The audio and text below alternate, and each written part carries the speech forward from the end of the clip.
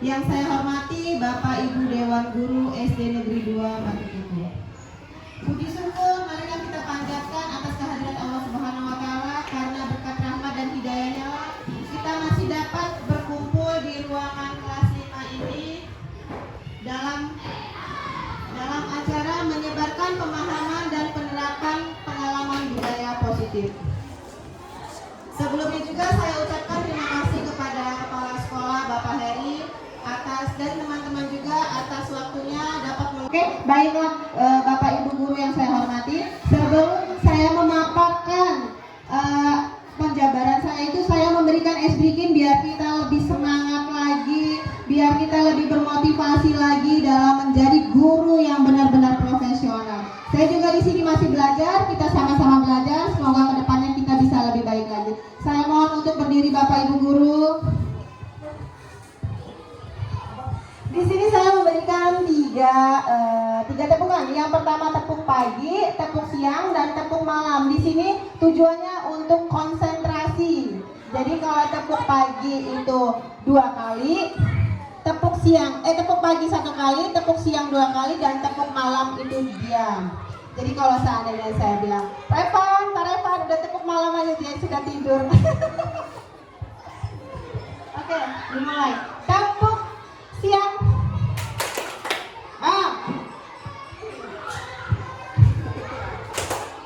Tepuk malam. Tepuk siang.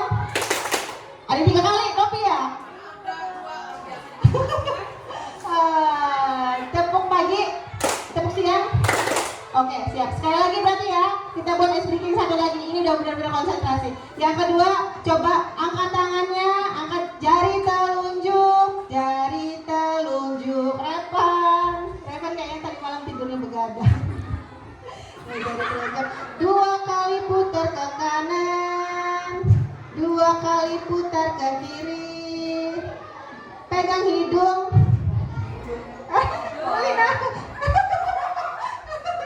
Berarti mulutnya kurang konsentrasi. Pegang mata.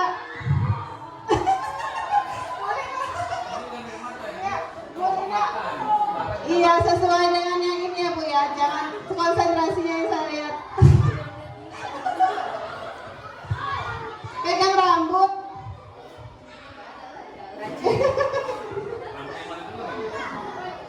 Pegang hidung. Bu ini salah lagi. Di sini Bu bukan bagaimana konsentrasi Bapak Ibu di sini.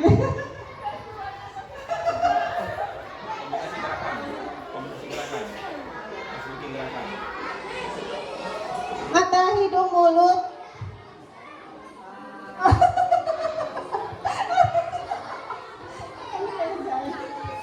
Nanti kebingungan, Revan juga kebingungan. Oke, sekali lagi.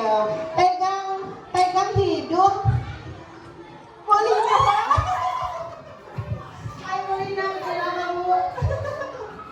Oke, terima kasih Bapak Ibu semuanya. Semoga kita lebih semangat lagi ya. Terima kasih kepada Bapak Kepala Sekolah, juga teman-teman semuanya, karena sudah meluangkan waktunya dalam acara saya ini, karena kegiatan ini merupakan sebagian dari rangkaian program pendidikan guru penggerak yang sedang saya jalani saat ini. Di sini saya akan memaparkan pelajaran atau tugas yang telah saya dapatkan selama saya pendidikan di guru penggerak. Di sini ada penyebaran, pemahaman, dan penerapan pengalaman budaya positif.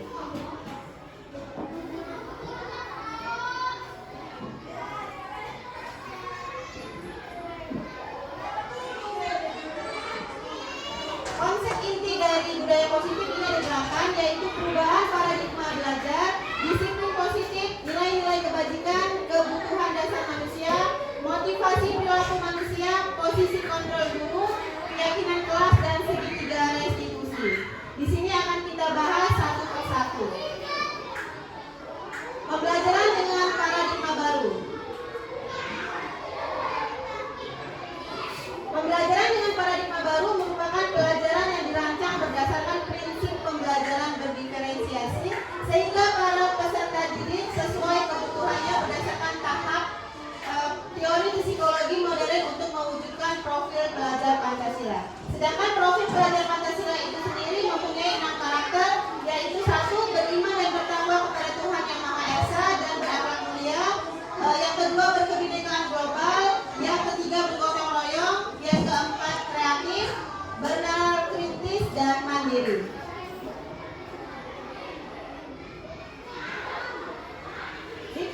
Konsepsi tentang teori kontrol menurut miskonsepsi tentang teori kontrol menurut Dr. William Glasser yaitu ilusi guru mengontrol murid, ilusi bahwa semua penguatan positif efektif dan bermanfaat, ilusi bahwa kritik dan membuat orang merasa salah dapat menguatkan karakter, ilusi bahwa orang dewasa memiliki hak untuk memaksa.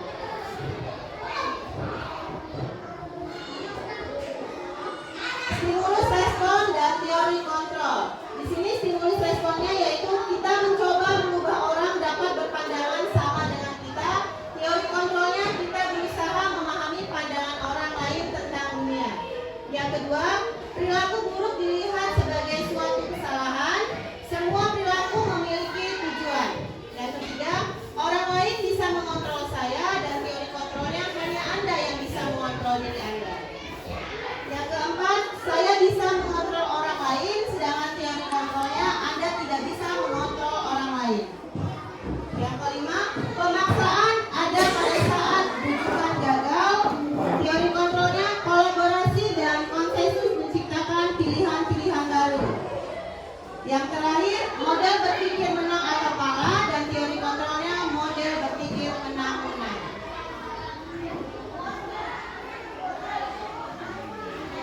Disiplin positif. Disiplin positif berasal dari disiplina yang artinya mengacu pada disiplin diri yang memiliki tanggung jawab terhadap apa yang dilakukan dengan nilai-nilai yang diyakini. Disiplin positif merupakan salah satu cara disiplin yang bertujuan untuk kesadaran serta memperdayakan tanpa imbalan penghargaan, ancaman, ataupun hukuman. Nah, sebagai pendidik, tujuan kita adalah menciptakan peserta didik yang memiliki disiplin diri sehingga mereka berperilaku mengacu kepada nilai-nilai kebajikan universal dan memiliki motivasi intrinsik dalam perubahan perilaku ke arah yang lebih baik.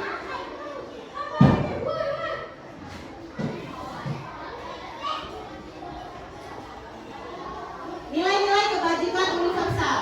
Profil pelajar Pancasila yaitu beriman dan bertakwa kepada Tuhan Yang Maha Esa dan berakhlak mulia, berkebinekaan global, bergotong royong, mandiri, dan bernalar kritis. Sedangkan ISO Primary Youth Program atau PYP ialah toleransi, rasa hormat, integritas, mandiri, menghargai, antusias, empati, keingintahuan, kreativitas, kerjasama, percaya diri, dan komitmen. Sedangkan keterampilan hidup atau life skill dapat dipercaya, lurus hati, pendengar, tidak merendahkan orang lain, dan memberikan yang terbaik dari diri.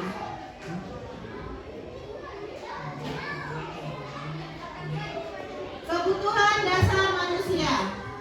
Kebutuhan dasar manusia adalah segala sesuatu yang kita lakukan untuk mendapatkan apa yang kita inginkan.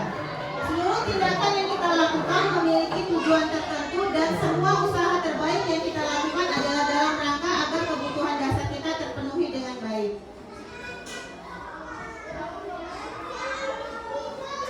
Kebutuhan dasar manusia ini ada 5, yaitu kebutuhan hidup.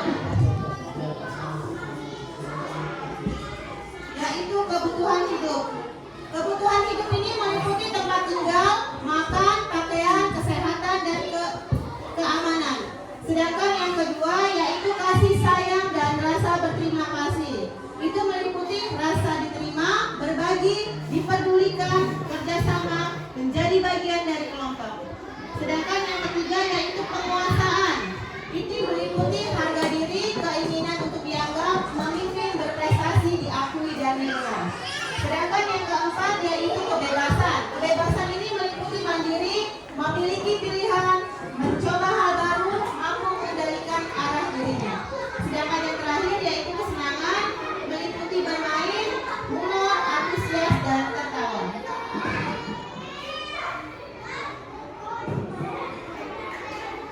Motivasi perilaku manusia.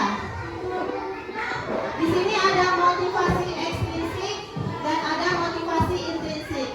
Motivasi ekstrinsik yaitu untuk menghindari ketidaknyamanan atau hukuman. Yang kedua, untuk mendapatkan imbalan atau penghargaan dari orang lain, ini adalah motivasi ekstrinsik. Sedangkan motivasi intrinsiknya yaitu untuk menjadi orang yang mereka inginkan dan menghargai diri sendiri dengan nilai-nilai yang mereka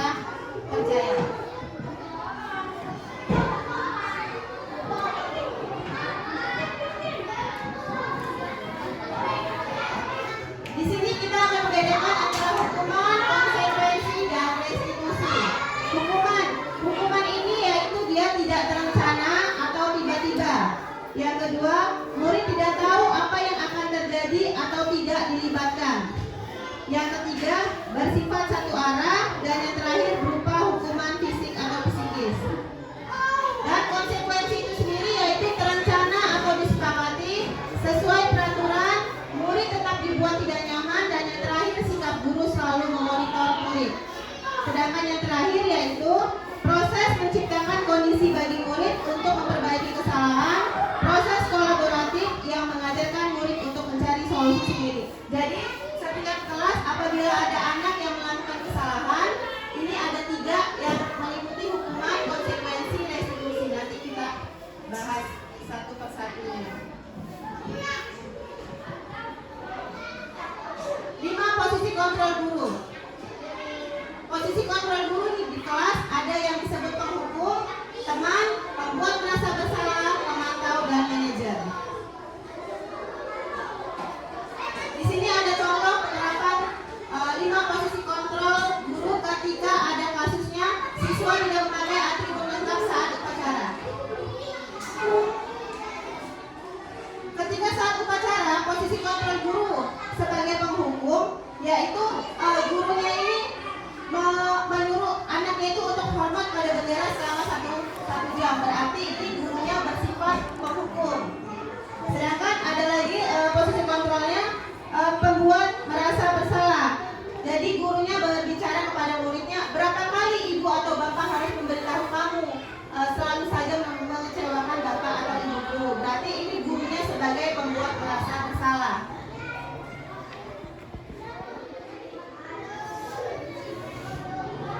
Sedangkan ketika guru berbicara tentang kasus yang anak tidak memakai atribut lengkap, guru sebagai teman, guru berbicara seperti ini. Ayo dong ikuti aturan sekolah, tolong bantu ibu atau bapak ya sekali ini. Ya sudah, tidak apa-apa ya, lain kali jangan sampai berbuat seperti ini lagi. Berarti ini gurunya sebagai teman. Lalu ada lagi sebagai pemantau. Kamu sudah melanggar peraturan sekolah, kamu tahu konsekuensinya. Setelah upacara, kamu beli atributnya ke koperasi dan jangan diulangi lagi. Berarti ini gurunya sebagai pemantau. Dan ini yang terakhir yang harus kita pakai sebagai guru, sebagai manajer. Jadi guru berbicara kepada muridnya, apakah kamu tahu kesalahanmu? Kira-kira bagaimana kamu memperbaiki kesalahanmu? Nah, di manakah posisi kontrol kita? Kira-kira ketika tadi kan ada guru sebagai pembuat merasa bersalah. Saya kecewa sekali dengan kamu. Berarti kita berbicara seperti itu, kita sebagai posisi kontrolnya pembuat merasa bersalah. Kita bilang ke murid itu, ya ini loh murid yang melakukan kesalahannya. Kamu tidak pernah benar melakukannya. Berarti ini kira-kira tadi kita sebagai apa? Penghukum. Sebagai penghukum. Ya. Apa rencanamu untuk menyelesaikan masalah ini? Kira-kira apa ini yang harus sebenarnya kita lakukan ketika kita menjadi guru? Tadi kan ada pemantau, penghukum, pembuat merasa bersalah, teman, dan satunya manajer. Yang harus kita lakukan sebagai posisi kontrol guru yang benar, berarti kita harus memakai yang mana, Pak?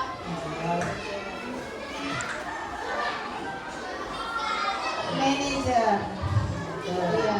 Jadi anak itu ketika kita tidak memakai topi, apa rencanamu untuk menyelesaikan masalah ini ketika tidak memakai atribut? Iya, ketika upacara. Nah, di sini kamu tidak pernah mendapatkan nilai jika tidak mengerjakan tugas. Kira-kira posisi kontrolnya sebagai apa? Apa? Pemantau. Berarti gurunya hanya mantau. Ayolah lakukan demi bapak ibu ya. Ini sebagai apa? Sebagai teman ya. Nah, di sini adalah posisi kontrol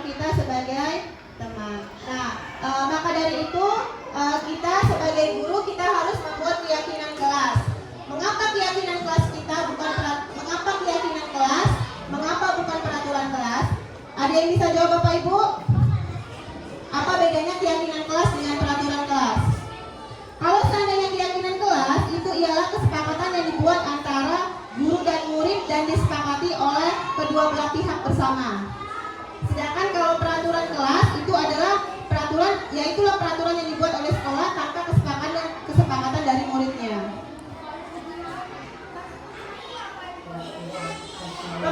Pembentukan keyakinan kelas di sini bersifat abstrak. Yang kedua berupa pernyataan universal. Yang ketiga dibuat dalam pernyataan positif. Yang keempat sedikit saja agar mudah diingat.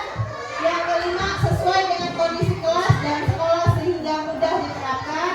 Yang kelima semua warga sekolah atau warga kelas dilibatkan dalam membuat keyakinan kelas. Jadi dalam membuat keyakinan kelas ini, sedangkan kemarin saya juga melakukannya, anak-anak saya suruh membuat apa saja kesepakatan kelas yang harus kita jalani.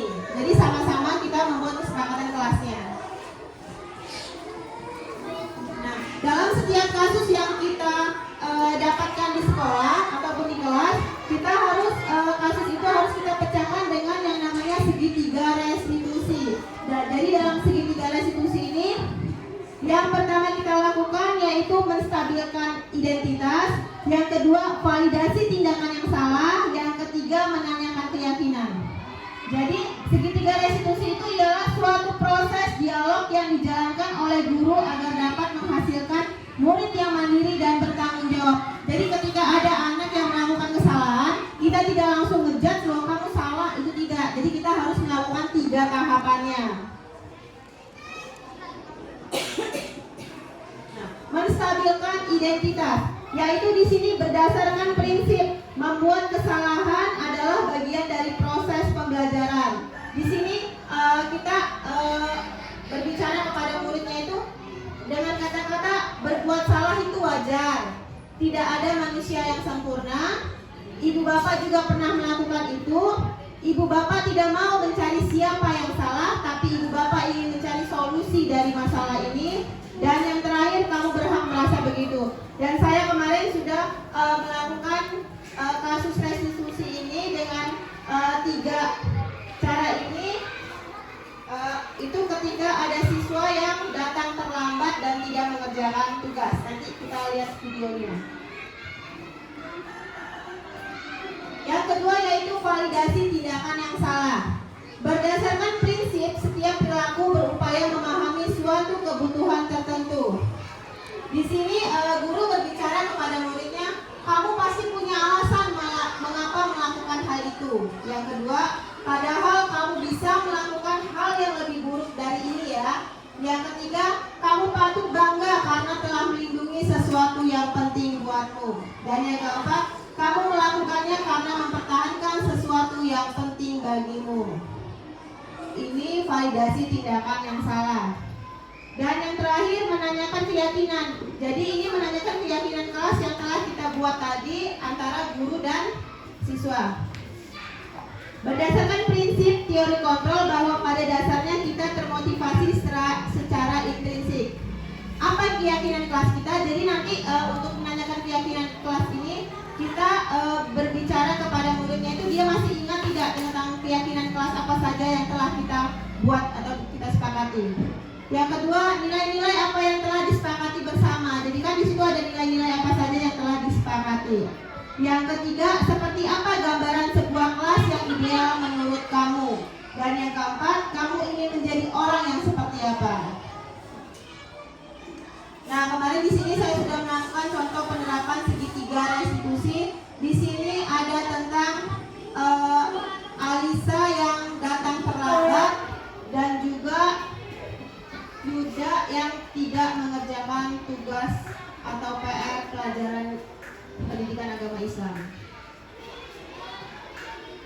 Di sini penutupnya, dalam penerapan program disiplin positif, hendaknya guru memiliki standar kepribadian profesional dan sosial yang baik di mana guru mampu merefleksi dirinya dalam posisi kontrol saat ini.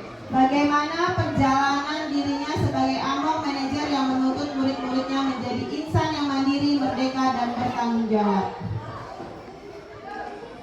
Terima Terima kasih. Di sini akan saya putarkan video ketika saya membuat keyakinan kelas.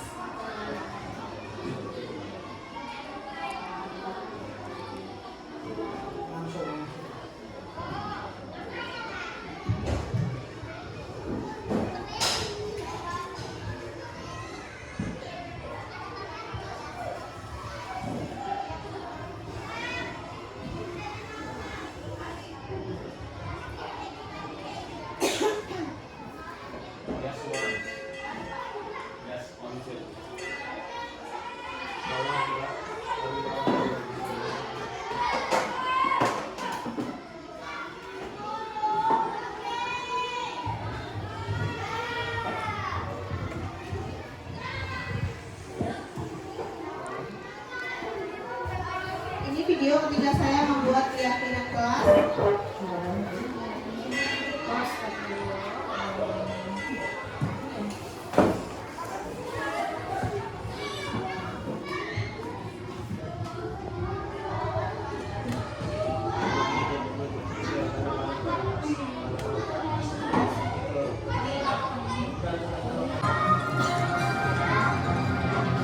Ya, kita saksikan bersama-sama di sini ketika saya membuat keyakinan kelas di kelas 5.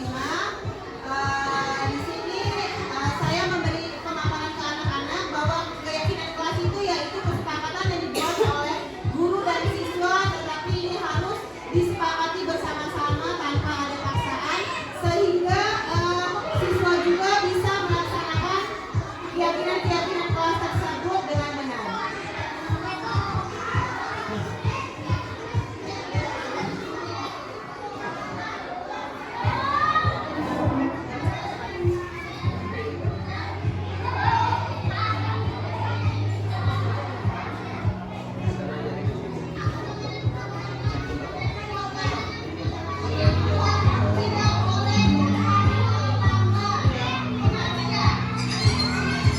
Nanti saya percepat karena kemarin memakai waktu yang cukup lama ketika membuat kesepakatan kelas ini, karena ini harus benar-benar disepakati oleh semua siswa peserta didik. Jadi apa saja ini Kak, keyakinan peserta didiknya itu bisa kita lakukan bersama-sama, seperti tidak datang terlambat, mengerjakan tugas dengan benar ataupun mengerjakan PR di rumah, tidak mengganggu teman, menghormati guru, tidak makan di dalam kelas. Kemarin ada 10 kesepakatan kelasnya.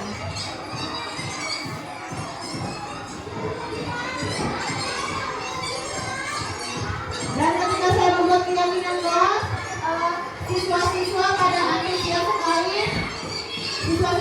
antusias sekali membuat keyakinan kelas tersebut, dan mereka yakin bahwa insya Allah mereka tidak akan melanggar keyakinan kelas yang telah dibuat.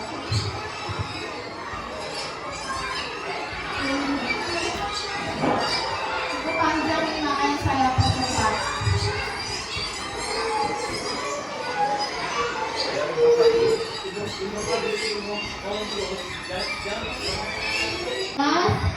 Siswa dengan satu persatu saya tanya apa saja keyakinan kelas yang ingin kamu berikan untuk kelas ini. Jadi satu persatu ini saya berikan kebebasan untuk mengeluarkan pendapatnya. Sampai ada yang berbicara sama keyakinan kelasnya itu sama semuanya, karena dia kok tidak boleh datang terlambat, tidak melawan guru, tidak mengerjakan PR di rumah, memakai atribut sekolah yang lengkap, tidak mengganggu teman, menyayangi teman, menghargai teman, menurut perintah guru. Lalu banyak sekali kemarin, tapi akhirnya kami bersepakat, kami mengambil 10 poin untuk keyakinan kelas tersebut, dan ini kami bersepakat benar-benar akan dijalani biar kita kelas itu kondusif dan ada pertanggungjawaban untuk peserta didik tersebut.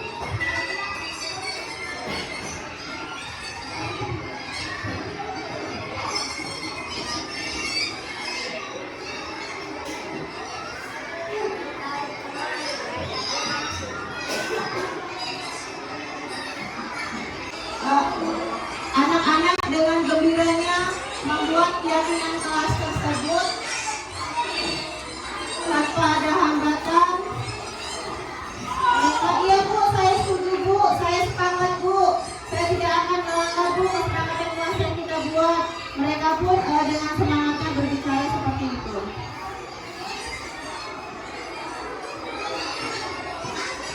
Dan akhirnya kesepakatan kelas yang kami buat ini ada 10 poin. Saya bilang juga ketika kalian bilang menuruti perintah guru, kalian tidak hanya perintah ibu guru saja yang ibu Lia yang mengajar kalian, tapi juga dengan guru-guru yang ada di sekolah SD Negeri 2 Batu Putu. Mereka harus menghargai atau mematuhi perintah-perintah yang ada di SD Negeri 2 Batu Putu. Dari sini ada saya jangan hanya kuliah saja yang kalian perintahkan diikuti, yaitu ada kepala sekolah, ada guru bidang studi PJOK, bidang studi agama, bahasa Lampung, Pak Mardi juga harus membantu Pak Mardi. Dan ini ketika kami membacakan kesepakatan bersama-sama 10 poin tadi.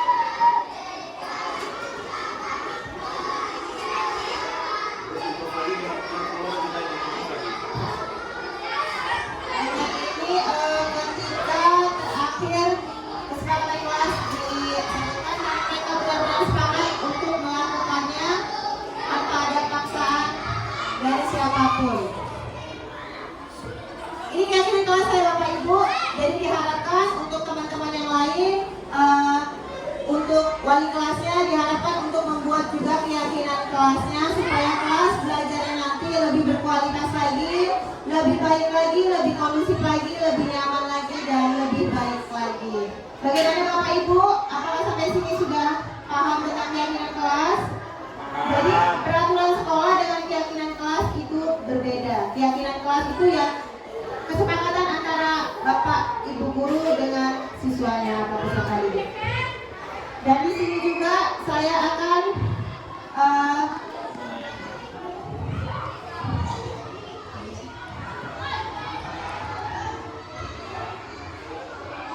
ini jelas kasus yang saya berikan solusi ketika ada siswa saya yang datang terlambat, yaitu Anissa sudah beberapa kali datang terlambat ke sekolah.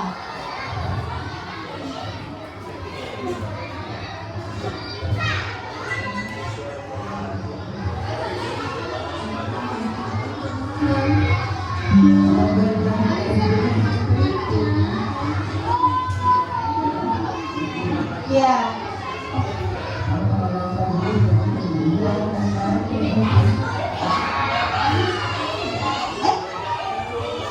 Baiklah Bapak Ibu, tadi adalah pemahaman saya tentang menyebarkan pemahaman dan penerapan pengalaman budaya positif. Di sini saya akan apabila ada teman-teman ada yang ingin memberikan tanggapan ataupun respon tentang materi yang telah saya berikan, saya persilahkan. Oke, kepada Bapak Kepala Sekolah. Ya, terima kasih Bu Ria. Assalamualaikum warahmatullahi wabarakatuh. Ya, yang saya hormati Ibu Ria selaku CGP Angkatan 9 Lampung serta rekan-rekan Bapak Ibu Dewan Guru yang pada kesempatan ini bersama-sama menyaksikan bersama-sama dengan Bu Ria untuk menyebarkan pemahaman dan penerapan pengalaman budaya positif yang telah Ibu Ria lakukan baik sebagai CGP maupun sebagai guru di kelas 5. Satu hal yang ingin saya sampaikan terkait dari pemaparan Bu Ria tadi, bahwa presentasi yang telah disampaikan baik secara penyebaran pemahaman maupun konten yang disajikan cukup menarik. Namun saya kapasitas sebagai kepala sekolah di sini menegaskan atau memberikan penguatan supaya budaya positif ini tidak sekadar lip service, tetapi benar-benar diterapkan ke depannya secara konsisten serta bisa menjadi stimulus bagi rekan-rekan guru yang lain untuk menerapkan hal yang serupa di kelasnya masing-masing.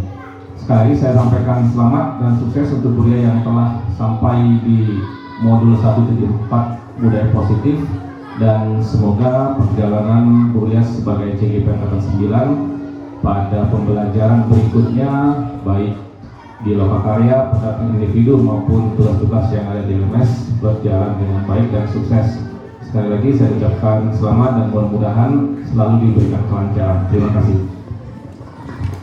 Terima kasih kepada Bapak Kepala Sekolah. Saya juga sebelumnya ingin mengucapkan terima kasih kepada Bapak karena sebelum saya mendaftar CGP sampai detik ini Bapak selalu mensupport dan memberikan motivasi yang sangat sungguh luar biasa antusiasnya, sehingga saya bisa dapat berdiri di sini dan memberikan pemaparan-pemaparan tentang apa yang sudah saya pelajari di CGP ini. Saya berharapnya semoga kedepannya teman-teman di sekolahan sini bisa mengikuti juga CGP Angkatan 11. Ya. Dan saya berharap semuanya lulus dan kita bisa sama-sama belajar lagi untuk memajukan SD Negeri 2 Batu Putu tercinta ini lagi. Baiklah teman-teman, ada yang ingin memberikan tanggapan selanjutnya? Pak Revan? Yang pertama sebenarnya saya membuat 2 kasus, tapi yang saya tulis ini kasus 1, yaitu Alisa sudah beberapa kali datang terlambat ke sekolah. Ini ketika Alisa datang terlambat ke sekolah.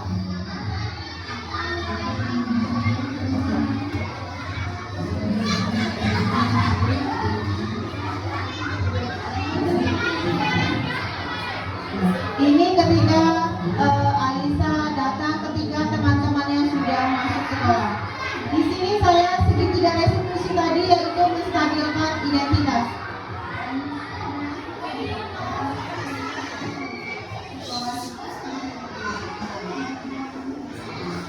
Di sini saya menanyakan mengapa ia datang terlambat, tetapi saya di sini tidak membuat menjatuhkan dia, tetapi saya bilang, "Iya nak, karena ibu juga tidak luput dari rasa bersalah karena ibu juga manusia."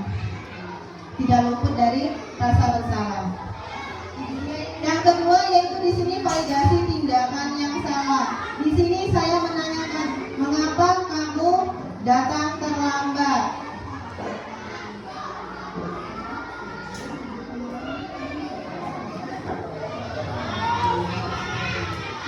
Dan yang ketiga di sini saya menanyakan keyakinan. Saya menanyakan keyakinan kelas yang telah saya buat tadi. Apakah di dalam poin di situ kan datang tepat waktu, berarti kan di sini dia tidak sesuai dengan keyakinan kelas yang telah dibuat kemarin.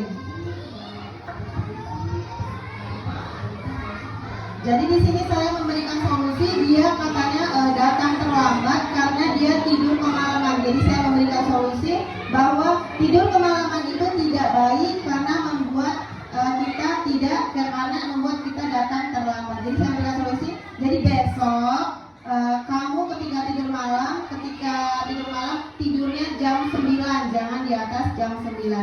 Di situ dia menyadari kesalahan dia tanpa kita membuat dia merasa bersalah, dan kita juga sebagai manajer bukan membuat merasa bersalah, bukan membuat menjadi teman, tapi dia benar-benar merasakan, oh iya Bu, saya salah dan saya minta maaf. Insya Allah ke depannya saya tidak akan melakukannya lagi, dan kita juga sebagai guru memberikan motivasi kepada dia. Kalau seandainya kamu tidak datang terlambat, maka kamu akan menjadi anak yang soleh, yang baik dan lebih bertanggung jawab lagi. Terima kasih kepada Bapak Ibu semuanya. Di sini ayo teman-teman, siapa lagi yang ingin memberikan tanggapan terhadap pemaparan saya? Bapak Bukhari, ayo Pak, silakan Pak. Baik, terima kasih kepada Ibu Ria yang telah memaparkan yaitu pendidikan karakter CGP Angkatan 9. Saya sangat setuju dalam penerapan penyebaran pemahaman dan penerapan pengalaman budaya positif ini perlu ditingkatkan dan memberikan motivasi kepada guru-guru, terutama saya yang sebagai senior tapi cuma usianya. Masalah penerapan saya masih perlu belajar, makanya alhamdulillah ini mendapatkan pengalaman yang baru dan saya ucapkan terima kasih. Cukup sekian. Assalamualaikum warahmatullahi wabarakatuh.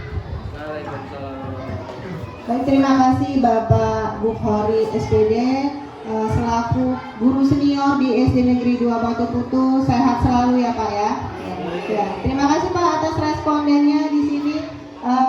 Terima kasih karena tanpa penguatan atau motivasi dari Bapak Ibu guru semua di sini, saya tidak akan semangat untuk melakukan program pendidikan guru penggerak. Terima kasih juga kepada teman-teman yang sudah memberikan testimoni ketika saya meminta untuk melakukan aksi nyata sebelumnya.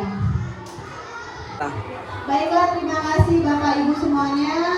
Inilah akhir dari acara ini. Saya mohon maaf apabila ada kata-kata yang salah dan kepada Allah saya mohon ampun. Sebelum saya tutup acara ini, saya berikan satu pantun. Siang hari makan kuaci. Cakep. Makan bareng sama Ibu Asi. Cukup sekian acara hari ini. Saya ucapkan banyak terima kasih. Wabillahi taufiq wal hidayah. Wassalamualaikum warahmatullahi wabarakatuh.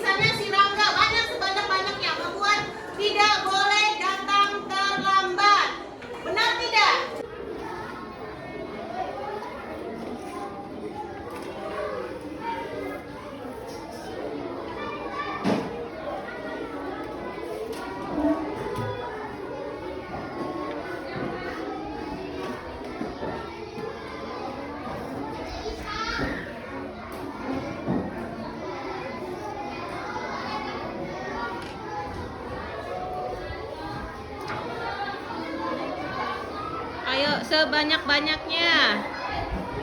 Tapi ingat, jangan sudah kalian membuat keyakinan kelas, kalian sendiri yang melanggarnya.